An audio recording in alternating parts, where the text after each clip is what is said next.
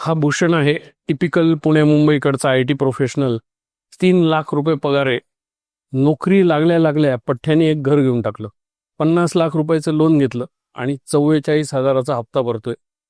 आता समाजाला दाखवायला गाडी तर घेतलीच पाहिजे, तर 15 लाखाची गाडी पण घेऊन टाकली आणि त्याचा 24,000चा हप्ता भरतोय. And he thinks he is very happy.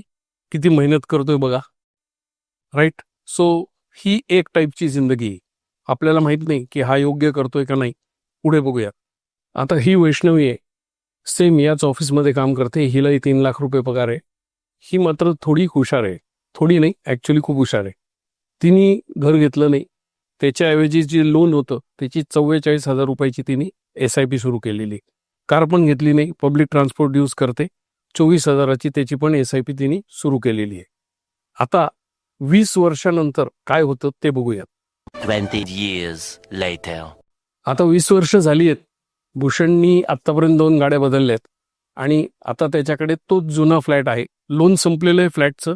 फ्लॅटचा तो पूर्ण मालक झालेला आहे. जी काही फ्लॅटची वाढीव किंमत आहे त्या प्रॉपर्टीचा हा आता मालक आहे. This is the story after 20 years for mister Bhushan, still working hard. After 20 years ही हुशार मुलगी वैष्णवी, तिच्या खिशात 6.5 कोटी रुपये आहेत आणि आता तिने चांगला मोठा फ्लॅट बुक केलाय. हा अजून 50 लाखाच्या फ्लॅटमध्ये राहतोय. She is booked a flat of 3.5 crores cash down. गाडी आहे मोठी, मस्त आईस चालली.